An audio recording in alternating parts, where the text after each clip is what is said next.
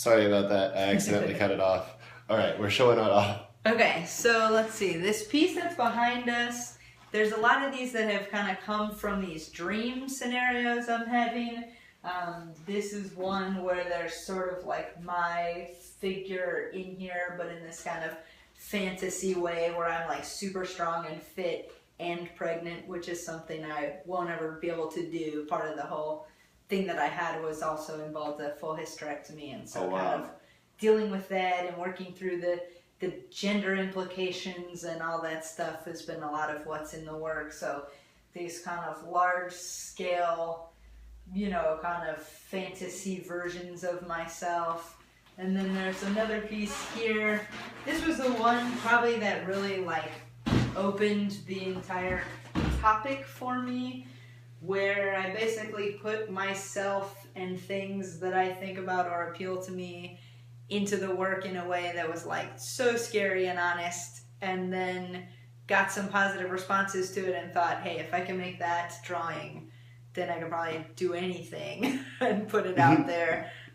So, that's some of the kind of stuff that's just, I'm trying to work really directly from my ideas and what I see waking or asleep kind of in my fantasy world and my self-concept in this like uninterpreted, unjudged, undigested way. So it's like a lot of imagery that has meaning that even I don't see why it has that meaning, but trying to just push to really put it into the work and hope, I guess, that if I can be really honest and put myself in all my kind of weirdest, most uncomfortable qualities into the work and create this space, that it would be somehow kind of an inspiring or safe space for other people to also share stories or relate to things in different ways.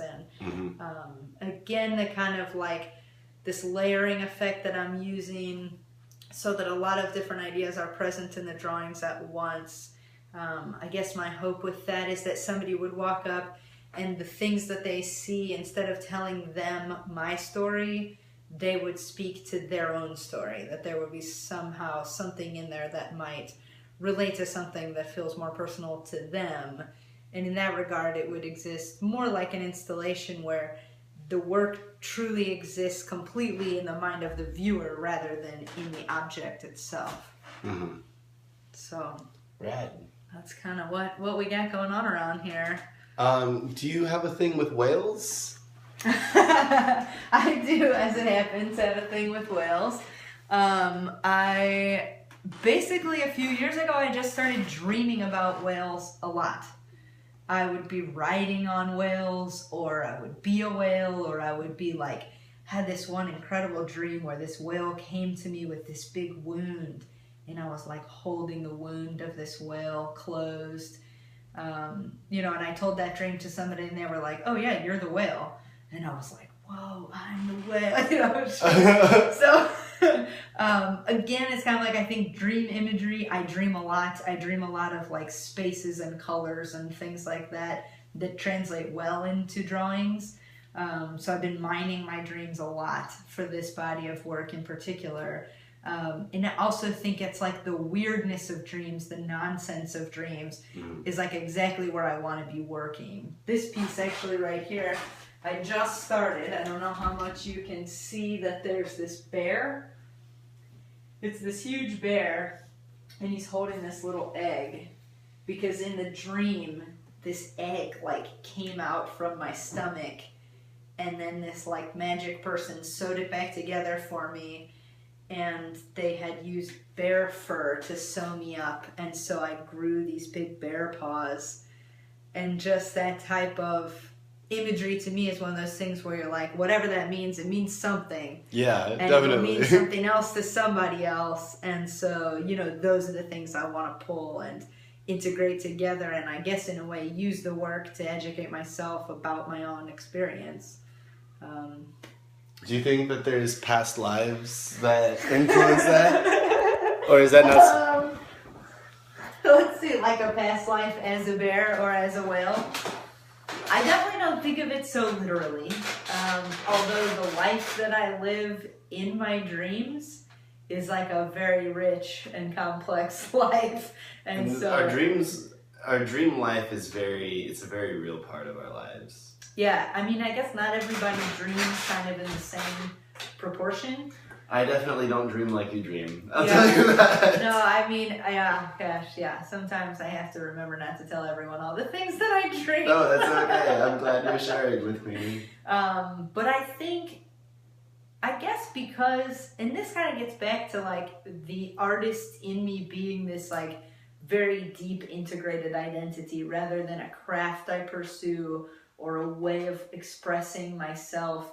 It's almost like I'm more of an artist than I am a person, because it's colors and shapes and forms that really like are the way I experience life, rather than like linear thought, or you know what I mean? It's like and so the life that I live in my dreams, these collages of different things, those in some ways kind of make a more natural sense to me than like the total complex, reality that we all have to navigate in our actual lives. So, but this drawings, I guess the thing that I finally, because I was sort of was like, ugh, drawing, like, ugh, why would you want to do that? Just really wasn't my thing, but kind of forcing myself to stay with it, because not being able to work in other ways for a while, what I recognized was anything you can think of, you can draw it.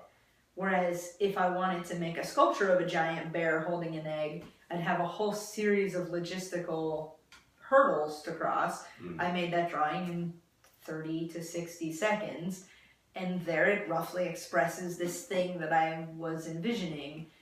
And because of that, the immediacy of drawing, I think, has become this channel for all this different imagery that I come to either in processing my life or in my dreams and stuff like that. Right. I guess the last thing that I wanted to talk about was the next 4th Effing Friday. The gallery for all of the artists that we interview is this coming 27th, February 27th. Oh, okay, awesome. Tell me a little bit more about that. I don't know about 4th Effing Friday. I'm pairing the videos, the interviews that I'm doing with a gallery in my home. Nice. The very first one was January 23rd. Okay. The second one will be February 27th. And that'll be for all of the artists that I interviewed in January. Okay. And then you're invited to come to the February one, please. Bring people. There's going to be free booze and food, and we're going to give away a bunch of art and awesome. Painting on a wall. Yes. It's going to be a lot of fun. I love painting on the wall. And but you're invited to show at the one in March. It'll be March 27th. Excellent. Will be okay. the 4th That's Friday exciting. of March. Right. Okay.